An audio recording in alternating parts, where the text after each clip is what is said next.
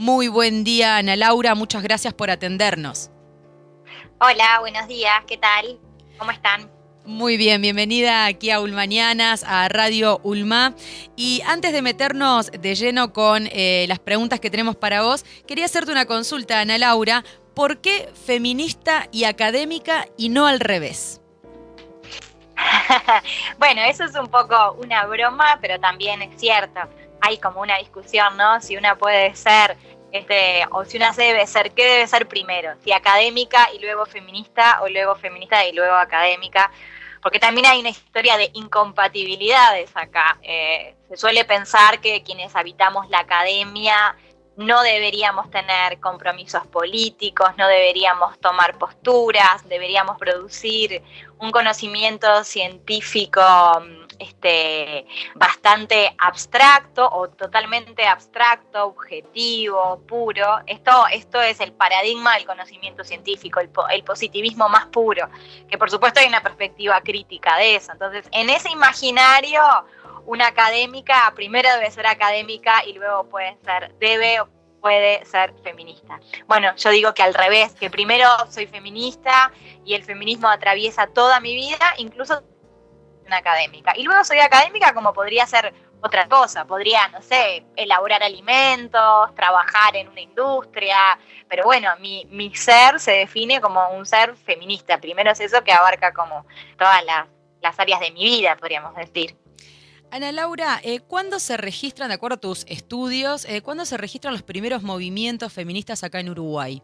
¿O que hay registros o indicios? Bueno, que se enuncien como feministas principios de siglo, ¿no? El 900. Ahí hay una colega que se llama Inés Cuadro, que es historiadora, que tiene un libro sobre los feminismos del 900, ¿no? De principios del siglo XX. Pero también esta es una discusión, ¿no? ¿A qué le llamamos feminismos? Si es solo a las iniciativas que se enuncian como feministas. Por ejemplo, tanto Inés Cuadro como yo, que trabajo sobre los 80, trabajamos con aquellas intervenciones que se dicen feministas, que para nosotros eso es un dato, ¿no? No era tan fácil decirse feminista o a principios del siglo XX o en los 80. Pero esto no quiere decir que solo esas sean las iniciativas feministas, ¿no? Porque, bueno, tal vez cualquier proceso de subversión hacia el orden de género estatuido también es un proceso feminista, ¿no? Bueno, las anarquistas, por ejemplo, no querían saber mucho con la palabra feminista y sin embargo eran súper combativas del orden de género, ¿no? Bueno, las mujeres indígenas, ¿no? Que que las sometieron obligadamente a un orden colonial patriarcal, como que las que participaron en las revoluciones libertadoras. También tenemos otras que se subvertieron contra el orden establecido, aunque esa palabra todavía no circulaba. Esto porque, bueno, ¿cuándo es la primera ola? ¿Cuándo es el primer momento? Pero tal vez, bueno, tenemos que tener en cuenta que a veces la palabra feminismo nos encierra un poco, ¿no? Porque nos deja fuera de aquellas que no se enunciaban como feministas. Ana Laura, y antes de que explote aquí en Uruguay, de que estalle la dictadura, el terrorismo de Estado, ¿qué pasaba con las mujeres? ¿En qué andaban esas organizaciones de mujeres? ¿Habían organizaciones de mujeres? ¿Cómo era la situación de las mujeres antes de que estalle el terrorismo de Estado aquí en Uruguay? Había organizaciones de mujeres, no había organizaciones feministas. Esto es, ni que se enunciaran como feministas, ni que su plataforma fuera contestar el orden de género. Había organizaciones de mujeres que en esa época se les llamaba las organizaciones de la rama femenina, que muy por el contrario de contestar los roles de género, como que trabajaban sobre los roles de género, ¿no? Eran aquellas ramas femeninas que se ocupaban, bueno, de las tareas femeninas, ¿no? Bueno, esto tal vez en la década del 40, por ejemplo, en el momento de la guerra, de la Segunda Guerra Mundial, las organizaciones femeninas son las que tejen medias para los soldados de la guerra, el movimiento por la paz, ¿no? Son ramas femeninas ancladas justamente en los roles de género establecidos. Esto como es muy claro, el movimiento pacifista, el movimiento antiguerra en el contexto de la Segunda Guerra Mundial. Y eso queda como un lastre, y bueno, en la década de los 50 y los 60 no hay organizaciones de mujeres que contesten el orden de género. Entonces, para las nuevas jóvenes que están socializando políticamente, que están ingresando a la política, justamente querían escapar de esas organizaciones femeninas, ¿no? Porque no había organizaciones feministas. En otros países hay organizaciones feministas antes del golpe de Estado, como sucede en Argentina, por ejemplo. Una organización muy conocida o muy emblemática es la organización UFA, ¿no? Que justamente por su sigla habla del cansancio, del hartazgo. Uh-huh. Pero bueno, en Uruguay no teníamos organizaciones feministas. Lo que sí teníamos eran chicas jóvenes.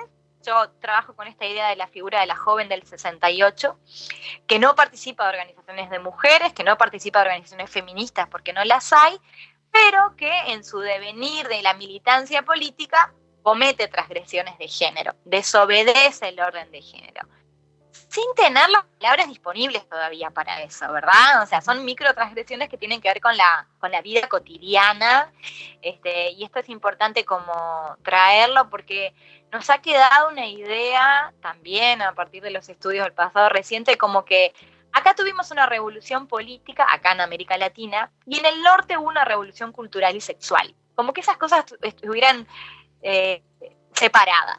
Y la verdad es que no es tan así. Acá también hubo una revolución cultural y muchas desobediencias al orden de género, y a mí me interesa mucho trabajar sobre esto, porque si no, es como que como no tuvimos organizaciones feministas, no tuvimos desobediencias al orden de género, y sí las tuvimos. Uh-huh. ¿Y ese puede ser, o consideras que es el motivo por el cual la dictadura, en época de dictadura, se tomó un capítulo aparte dedicado a las mujeres, por ejemplo, en reunirlas en una misma cárcel?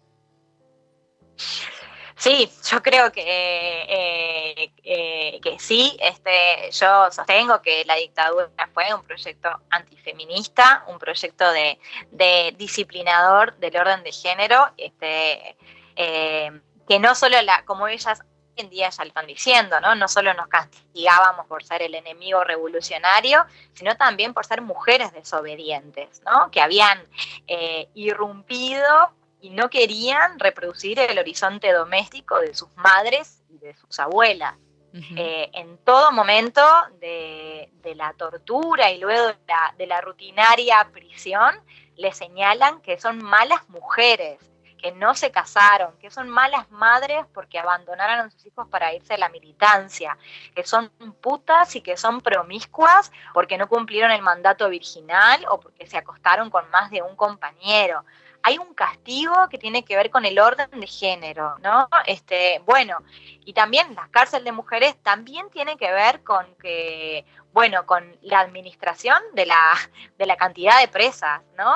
En un principio no existían las cárceles de mujeres, se construye, por ejemplo, la cárcel de Punta de Rieles, se construye la cárcel de Punta de Rieles para alojar una cantidad de mujeres que estaban en cuarteles, ¿no? En situaciones terribles. Y también hay una cárcel de mujeres en Paso de los Toros.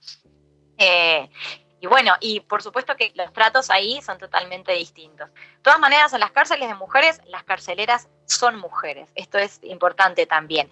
Y antes, en lo que ellas llaman el infierno, ¿no? La tortura se produce en cuarteles a manos de hombres, y ahí están los peores castigos, están las peores situaciones, como la violencia sexual. Pero sí, claramente las dictaduras tienen un costado de desobedecer, de castigar la desobediencia al orden de género. De todas aquellas que, bueno, que decidieron contestar esto del horizonte doméstico. Y Ana Laura, ¿qué pasó con la organización de las mujeres dentro de la cárcel en el momento de estar detenidas? ¿Y qué pasaba con las mujeres organizadas fuera al mismo tiempo? Bueno, con las mujeres afuera, lo mismo que pasa hoy. Las mujeres afuera son las que visitan a las personas presas adentro. Y digo a las personas porque estoy diciendo, visitan a las mujeres y visitan a los varones. La visita en la cárcel, la visita la hacen las mujeres, quien preparan el alimento, los paquetes de comida, la vianda, la ropa, los alimentos, los cigarrillos, lo que precisan las personas adentro son las mujeres. El trabajo de cuidado extra cárcel lo hacen las mujeres. Eso sucedió en dictadura y sucede hoy en día. Cuando vamos a una cárcel de mujeres hoy en día, en la cola hay mujeres. Esto es impresionante, ¿no? O sea, es ayer y hoy. Entonces, bueno, afuera había la realización de todo un trabajo de cuidados que era para sostener la vida y las emociones y el cuerpo de las que estaban adentro. Uh-huh. ¿Qué pasaba con las de adentro? Las de adentro, las que estaban encerradas, bueno, de alguna manera se tuvieron o quisieron reconciliarse con algunas tareas que justamente ellas habían abandonado porque querían desobedecer el orden de género. Con tejer, con coser, con cocinar, ¿no? Tareas que implicaban, bueno, hacerse cargo de sus vidas y llenar una cotidianidad muy alienante, ¿no? De esto del vacío. La cárcel es un momento de vacío total, no solo de vacío político, no, sino de vacío total. Bueno, entonces ahí se reconcilian y se reapropian también, ¿no? Yo qué sé, el tejido o el macramé se transforma en un acto de resistencia. Un acto de resistencia porque se hacen regalos entre ellas, porque mandan regalos a los presos, porque mandan regalos a sus hijitos que están afuera, porque se cuidan, porque tienen que ver con un trabajo de cuidado y amor en el contexto total de la violencia, del horror, ¿no? Un muñequito de miga de pan, ¿no? Como se titula la película, era un tesoro, era un gesto en el medio de ese horror y esa violencia. Y también es la primera vez que ellas transitan y viven años y años entre mujeres, ¿no? Porque pensamos que eran personas que venían de una militancia mixta, ¿no? De una militancia mixta y una militancia muy masculina, donde predominaba la imagen del Che Guevara. Ese era el modelo masculino de la política. Y pasan a estar encerradas entre mujeres y a refugiarse y a desplegar una resistencia que tenía que ver con prácticas que tal vez ellas no querían. Pero bueno, hay una reapropiación también y una politización de eso como una estrategia de resistencia. Entonces es súper interesante el camino que hacen también las mujeres en la cárcel en ese sentido. Y luego de la cárcel, después de la dictadura, ¿qué ocurre con las organizaciones de mujeres o los movimientos feministas o como a esa altura se hayan llamado? ¿Qué ocurrió con la participación de las mujeres en los roles políticos de militancia, por ejemplo? Bueno, ahí son como varias preguntas que vos me haces. Una cosa es qué pasó con los roles de militancia y las mujeres, qué pasó con las organizaciones feministas. Lo primero que tenemos que aclarar y reconocer es que las organizaciones feministas que surgen en los 80 son unas cuantas, son muy potentes, tienen mucha visibilidad, pero están integradas por muy pocas mujeres, ¿no? O sea, la mayoría de las mujeres que salen de la cárcel no van a integrar las organizaciones feministas. Esto es como lo principal, ¿no? O sea, más allá de toda esa experiencia súper potente y muy, muy potente para repensar el orden de género, porque esto es lo más importante, ¿no? Cómo ellas se repiensan o lo ven o lo hablan o resisten también desde un orden de género. La mayoría de las expresas políticas no va a fundar organizaciones feministas. Esto es lo principal, ¿no? Vuelve a la militancia, a una militancia desigual, muy desigual, en términos de género, ¿no? Como ya lo había sido y eso se sigue replicando. Hoy las expresas políticas lo están diciendo con todas las palabras, ¿no? Por ejemplo, las ex militantes del MLN, salimos de la cárcel, salimos todos, hubo una conferencia de prensa donde estuvieron todos los compañeros varones y no apareció una de nosotras, ¿no? La prensa no nos convocó, no nos preguntó, y los compañeros varones se olvidaron de que nosotras habíamos existido. Hoy ellas, esto lo dicen con todas las palabras, no lo decían en los 80. También hay que ver cómo los momentos y las épocas feministas también acompañan, ¿no? a la producción de ciertos relatos y rememorar ciertos eventos. Pero entonces, bueno, aquellas que se reincorporaron a la militancia lo hicieron desde lugares desiguales, como son los espacios mixtos, donde las mujeres siempre ocupan un lugar subordinado. Algunas no volvieron y se dedicaron a tener una familia, a criar a los nenes, cosas que no habían podido hacer durante el encierro. Y muy poquitas integraron organizaciones feministas. O sea, el feminismo era muy fuerte en esa época, muy subversivo, y bueno, yo trabajo eso en el libro, pero también hay que tener en cuenta que eran pocas, ¿no? Yo trabajo con alrededor de unos 40 testimonios, que son como las referentes del feminismo de los 80. Bueno, de esto comparado con el caudal de, no sé, de las miles de presas que hubo, bueno, es insignificante, ¿no? Pero no porque fueran pocas, eran menos poderosas. Uh-huh. Y con tus estudios, Ana Laura, ¿cuándo crees en la historia, más o menos, que la mujer vuelve a militar? Porque con esto que vos comentás que al salir, algunas retoman la actividad, otras no, pero a nivel general, a nivel país, ¿cuándo crees que la mujer vuelve a militar y se instala, por más que en menos cantidad, como lo vemos hoy, que hay menos cantidad de mujeres que de varones, como siempre, pero ¿cuándo crees vos que vuelve a lanzarse a la militancia las mujeres? Y yo qué sé, tal vez hay momentos, hay olas, ¿no? De mayor descreimiento y mayor confianza y mayor expectativa. Olas o momentos afectados por muy distintas cosas. Por ejemplo, si pensamos en la era progresista, como le han llamado algunos colegas, ¿no? Hay algunos años de la era progresista, de los 15 años del gobierno de Frente Amplio, donde el feminismo crece, pero justamente crece muchísimo el movimiento feminista autónomo, porque hay como un descreimiento de los espacios partidarios, de los espacios mixtos, porque el feminismo va creciendo y muchas nuevas feministas se dan cuenta que no quieren habitar espacios patriarcales, donde las menosprecian, donde no las escuchan, o donde para que las escuchen tienen que levantar la voz y ser duras y hablar claro y golpear la mesa. Entonces hay momentos que tienen que ver con la desconfianza en la izquierda o en el sistema político partidario, ¿no? Esto me parece que hay que registrarlo también. Hay momentos que tienen que ver con la desconfianza en los espacios mixtos. Uh-huh. Por eso los momentos son muy distintos. No es lo mismo el momento post-dictadura que el momento, no sé, de los 90 o de los 2000, donde hay como una desconfianza en los espacios partidarios.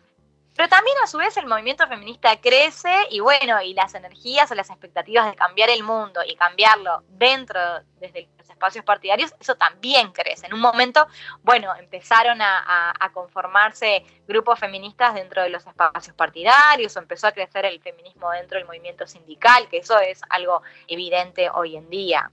Y también la amenaza de la reacción, ¿no? de la derecha, sí, bueno, eso también hace a un incentivo a no abandonar esos espacios más institucionales, más de la política partidaria para aunar fuerzas y luchar contra la reacción. Entonces, también los momentos de reacción son momentos de alguna manera de incentivo para la militancia política. Y esto, bueno, creo que es un claro ejemplo de lo que estamos viviendo hoy, ¿no? Uh-huh. De un avance, de una reacción conservadora, con un discurso que busca despolitizar y bueno, y una confianza de que a través de la política partidaria se puedan cambiar las cosas. Volvemos a pensar en la acumulación, a la correlación de fuerzas, ¿no? A la integración de los parlamentos, con este proceso de backlash, ¿no? Esto que se llama la regresión de las normas aprobadas, ¿no? Bueno, hay que ocupar las bancas del Parlamento para defender esas leyes que si no las tiran abajo. Entonces ahí también hay como un proceso de recuperación de la militancia vía para defender lo que se consiguió. Pero bueno, no, las olas o los momentos depende de los momentos, valga la redundancia, de los momentos políticos grandes y también de los momentos personales. Esto es como muy importante tenerlo en cuenta también. Por ejemplo, si pensamos en la postdictadura, no se puede entender el repliegue, tal vez de algunas, sin pensar lo que fue el terrorismo de Estado, ¿no? Sin pensar la anulación de la vida durante 10 años. O los exilios, ¿no? Bueno, ahí donde ponemos las energías, eso ha sido un aprendizaje feminista también, donde ponemos las energías, donde ponemos el cuerpo. Ana Laura, ¿con qué nos vamos a encontrar dentro de Historia de un amor no correspondido, feminismo e izquierda en los 80? Con eso, con una historia de amor no correspondido entre la izquierda y el feminismo, y en este sentido con unas feministas que hacen un esfuerzo enorme, un esfuerzo intelectual y afectivo, intelectual porque producen libros y escriben revistas y producen investigaciones y dan talleres, y un esfuerzo afectivo porque transitan espacios donde las subestiman, las menosprecian, no toman una de las propuestas que hacen, y una izquierda muy poco tolerante a recepcionar esas demandas y hacer un espacio amigable para aquellas que quieren contestar el orden de género, ¿no? Entonces, este libro es la historia de los 80, de aquellas que devinieron feministas, que se enunciaron feministas sin querer renunciar a la izquierda, que predicaban un feminismo marxista. Esto es muy importante porque las feministas no se olvidaron de la desigualdad de clases, sino todo lo contrario, entendieron al orden de género como muy funcional al capitalismo, entonces es un feminismo marxista súper potente, pero bueno, todo eso sucedió en cercanía o adentro del campo de la izquierda, y una izquierda que no quería escuchar, entonces por eso es una historia de amor no correspondido. ¿Dónde se puede conseguir? Se consigue en todos lados, en las librerías, es muy fácil comprarlo por Mercado Libre también, el perfil de Mercado Libre de la editorial Sujetos Editores te lo manda a la casa.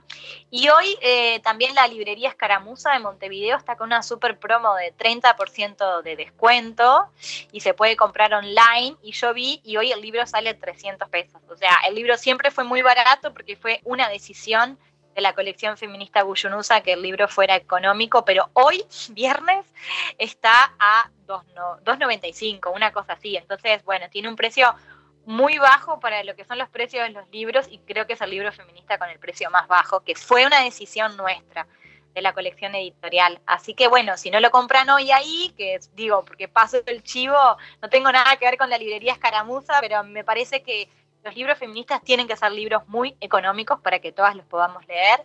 Y si no, lo más fácil es Mercado Libre, que te lo envían a tu casa sin costo.